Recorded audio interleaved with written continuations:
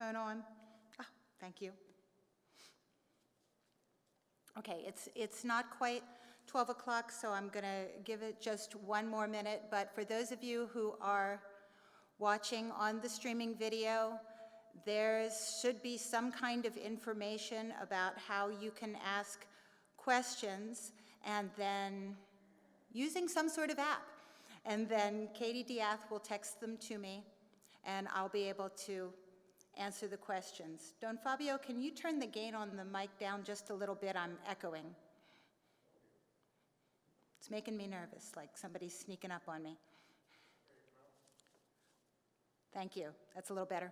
When I practiced at home, I had my cat with me, and she doesn't like it when you talk in a firm voice, and so she sat right there next to me going, yeah, yeah, yeah, until I just felt horrible about myself. So if you want a pet that likes you, don't have a cat. All right, I think it's officially 12, so. Good morning to you. Thank you for being here, and to everyone watching on video. Happy third week of Advent. My name is Cynthia Loigers, and I'm a member of the Stewardship Commission. My family has been attending St. Luke's for 17 years. If I don't look familiar to you, it might be because we usually attend the Spanish Mass at 1 p.m. on Sundays. I'm the music director for the Spanish-speaking congregation, which includes 25 to 30% of St. Luke's parishioners. Anyway, I'm happy to be here this afternoon to talk to you about Jesus, who is the reason all of us are here ever. There's a lot to say about Jesus, of course, so I hope you've all made yourself comfortable and don't have anywhere to go for a while. Just kidding, they gave me a time limit. But there really is a lot to say about Jesus, of course. So the real challenge of preparing to speak about him was coming up with a theme so it could be organized, and I just wouldn't go on and on. My theme is, Jesus turns everything upside down. I think we've all felt like things were upside down this year, and although we hope our lives will be getting back to normal in the next few months, as vaccination makes it possible to do things more safely, Advent and Christmas are a good time to reflect on all the ways Jesus defies our expectations and calls us to lives that are different from the normal ways of the world. The events of Advent and Christmas are so familiar to us that we can forget there was a time, a little over 2,000 years ago, when it all happened for the first time, and everything was totally unexpected and surprising and confusing for everyone involved. In the liturgy during Advent, we hear the prophetic messages from Isaiah and the other Old Testament prophets, and we understand them from the perspective of knowing how it all turned out. It would be very different if we knew God was going to do something, and we had clues in a lot of old books, but we didn't know what would happen or how it would all turn out. Based on the prophecies, the people of Israel were expecting a Messiah. Their expectation focused on a figure like David, who would unite all the people of Israel, defeat their enemies, and take his throne in Jerusalem and rule as king. They kept hearing about different men, thinking, this is the one, and getting all excited. In Acts 5, the Rabbi Gamaliel mentions a couple of them, like a guy called Theudas, who claimed he was somebody and got a few hundred followers together, but then they all got killed, so he wasn't the one. And there was Judas the Galilean, and he got killed too, and his followers disbanded, so he wasn't the one either. But the people were all looking for someone, and they were expecting one kind of thing, the great ruler, and then God did something completely different. Instead of anointing, which is what Messiah means, a great prophet like Samuel or a king like David, God himself became a human being and is himself the Messiah. In Philippians 2, St. Paul writes, Christ Jesus, though he was in the form of God, did not count equality with God a thing to be grasped, but emptied himself, taking the form of a slave, being born in the likeness of men. At the event we call the Annunciation, described in the first chapter of Luke, God, while remaining God, became human at the same time, fully God and fully human, with no conflict or mixture. It doesn't make sense, and I can't explain how it happened. It's a mystery, and that doesn't mean that it's a puzzle to be solved, but it's a reality of faith that our minds are not able to understand, but our hearts can feel they're true. Let's think about how completely shocking this is, that God, eternal in being, in glory, in power, in knowledge, became human, and not a big, powerful man, but a newly conceived life, microscopically tiny. 2 cells, then 4 cells, then 8 cells. So small and fragile, but somehow fully human, as we all were in the same stage of life, and also fully God. God took on our nature in its tiniest, most tenuous, least capable stage. It wasn't what anyone expected, and it's almost too much for me to grasp, even knowing for sure that it happened. The circumstances of Jesus' human life turn another of the world's expectations upside down. Jesus' mother, Mary, was not the daughter of the king or the high priest or the governor. The Bible doesn't tell us about her ancestry. The genealogies in the Bible and the Gospels lead to her husband Joseph, but not to Mary. We assume she was young, probably in her teens, because many mothers in those days were, and we know she was poor, because she lived in Nazareth, where pretty much everyone was poor. And what about Joseph? He had some fancy ancestors way back, but there he was too, in Nazareth, which was nowhere, working as a carpenter. God chose to become a human infant, and then he chose to be born poor. How poor? Very poor, at least in the short term. The Gospel of Luke tells us that Mary and Joseph, along with lots of other people, had to leave their home and go to another city to do some tax paperwork for the Romans. Just as it was time for the baby to be born, they arrived in Bethlehem.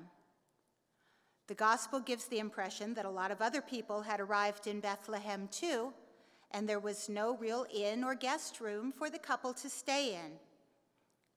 Mary gave birth. We usually say in a stable, but the only detail in the Gospel about that is the manger where the newborn Jesus was placed. Bishop Tom Wright of the Church of England says that families often brought their livestock into the house at night, especially in the winter, so it's possible Joseph and Mary were staying in a relative's home with the family and the guests and the animals all in one room together when Jesus was born. But regardless of the details, Jesus' birth again shows God's identifying himself with people of no wealth, no social position, no power. The next episode in Luke's Gospel turns another preconception on its head. Shepherds were out in the fields, it says, during the night, watching the sheep. An angel spoke to them, and a heavenly chorus sang to them. What's the surprise here? We don't have a lot of shepherds here in our society, so we might not be aware of how they and other herdsmen were viewed in Jesus' time.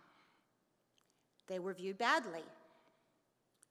Throughout history, there has been conflict among people who grow crops and often live in towns and people who herd animals, such as sheep or goats or camels. The competition for resources, especially water, between cattle ranchers and farmers is the plot of many Western movies. Grazing animals are a threat to crop farms. They can't always be kept out of grain or vegetable fields where they eat or trample the crops. The herdsmen have to move often, which means they are strangers and therefore a threat almost everywhere they go. If something is missing, like some chickens or a wagon or your wild teenage daughter, the shepherds passing through are obvious suspects. In addition to their social unpopularity, shepherds were also considered ritually unclean by the Jewish religious authorities. It was just assumed that what with moving around and living with animals, they couldn't possibly observe all the dietary laws, the rules regarding cleanliness, or the details of keeping a proper Sabbath. They would never be admitted for worship in the temple or at a Passover meal with the right kind of Jewish people. The expectations for the Messiah included not only social and military dominance, but also restoration of the religious purity of the Jewish people, a new golden age where everyone kept the Sabbath perfectly, everyone observed the dietary laws and the cleanliness rituals perfectly. And yet, God decided that the first people to be told of the Messiah's birth, the first to see him as a newborn infant, would be these people who were excluded from the society of good religious people. The visit of the shepherds, poor people, smelly people, people with no fixed address, and no chance of ever being good enough for the good people, prefigured one of the main features of Jesus' public ministry. Wherever he wasn't supposed to be, that's where he was. Whoever he wasn't supposed to be with, those were the people he sought out. In preparing to speak today, I asked people in my choir and in my meetings what Jesus means to them and where they find Jesus in their lives. Some of them brought up this point, that Jesus is found among the people who aren't like me, even among the people I don't like. Jesus is found among people with no shelter but a street underpass, trying to keep warm on long, cold nights. One of the ways we can find Jesus and give him a larger place in our lives is to seek out the most needy, the most marginalized, the most rejected people, and be a brother and a sister to them. The life of Jesus shows us many ways to move beyond our in-groups and share a larger vision of our common humanity, all of us brothers and sisters together. Several of the people I asked about Jesus said, "He is my brother, él es mi hermano." This is such a simple idea, but its implications are huge. How can Jesus be our brother when he lived such a long time ago? Because he is the Son of God. And we become sons and daughters of God when we believe in Jesus, when we become part of his church. And then, if Jesus is my brother and your brother, and his sister and my sister, and I'm your sister, and he's your sister, and she's your brother, and I've got them all mixed up. This is what's really true. We are all brothers and sisters. The different ways we look, the places we live, the languages we speak, those are incidental compared to the bedrock reality that all humanity should be one family in Jesus. Jesus looked at one way after another that humanity uses to divide itself up, and he said, no, we're not doing that. In his time, good religious men were supposed to be very careful about being around women, even their own family members.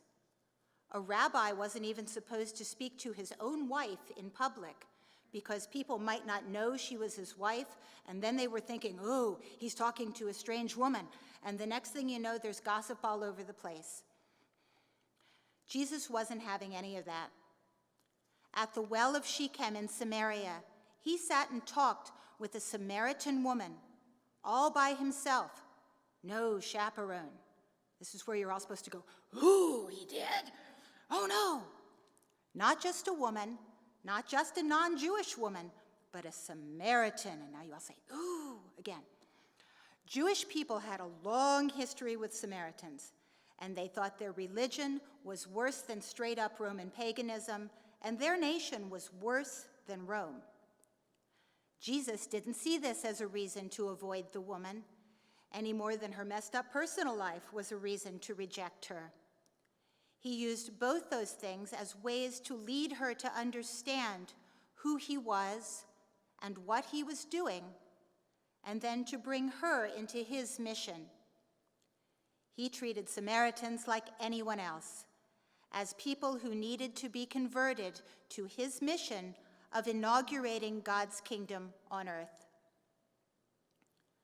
Some of my friends mentioned that Jesus is their teacher, and that what we learn of him from the Gospels is very important in their lives. Along with the events in his life, Jesus' parables tell us about his upside-down view of the world. People have always valued wealth and possessions, status and security, but Jesus did not. In the parable of the talents, he called money, a huge amount of money, a very little thing. In the parable of the rich man and Lazarus, and in Matthew 25, the description of the Last Judgment, he made it clear that resources are not to be held close, but used generously. And in the parable of the rich fool, the man with those big barns full of grain, the lesson was, you're going to die, and only what you have shared with others will be your treasure in heaven. Finally, and most importantly, Jesus turned upside down our understanding of life and death. Human beings have always feared death and often made staying alive the most important thing. Jesus said no, even to that. It was really a struggle for his followers and his friends. He kept telling them that he was going to die a horrible death, and they would say, oh no, no way, anything but that. They were thinking he was going to Jerusalem to win a great victory and take the throne of David's kingdom, and in a way he was. But his throne was the cross. His crown was made of thorns, and his victory was to die. Surely everyone believed Jesus' mission was a total failure. For me, this moment when everything seemed to have gone wrong, when everyone's hopes were dashed, is very important. I've been through times in my life when it seemed like everything had gone wrong, when I'm doing what I believe I'm supposed to be doing and it's not working out at all. And I've sat in the wreckage, literal and figurative, and said, oh, blankety blank, blank, blank, I'm just giving up. And in that complete dejection, I've heard from Jesus that he understands. He is the friend of failures, the brother of failures, the king of failures. On the cross, he reached rock bottom for us and with us. And then he turned failure and death upside down.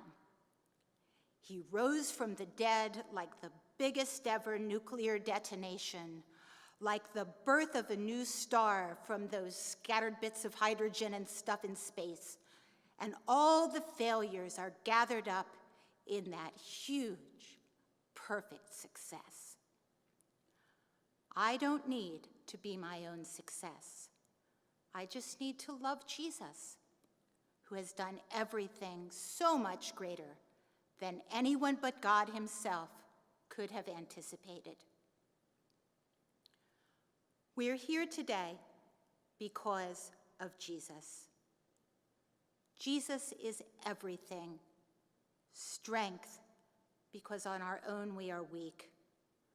The rock, because we need solid ground before we can move upward. The brother of all, even when we resist being together, being one family. The poor man, the mighty God, the wisest teacher, the best friend ever. He came into the world on the first Christmas night, and he came into the world again a few minutes ago during Mass. He's here in each one of us and in all the people out there. One of my friends said when I asked him about Jesus, everything that's happening out there is just, I've had a great year because all I need to be happy is Jesus. And still, we wait in joyful hope for Jesus to come again, to come at Christmas as we remember his birth in that way that can almost merge then with now, to come finally in the glory of his God and Father, to finally end all divisions, to finally bring the temporary reality of the world we see into the eternal reality of new heavens and a new earth, where righteousness dwells, where we will see Jesus face to face and walk hand in hand with him. Thank you. I'm going to see if any of those buzzes I heard was a question or just my family asking me where something had been put. And the answer is no, it was next week's stuff for the Spanish choir. Do you all have any questions? No? Well, thank you very much for being here. And I hope you have a wonderful third and fourth week of Advent. Thank you. Thank you. Thank you, you too.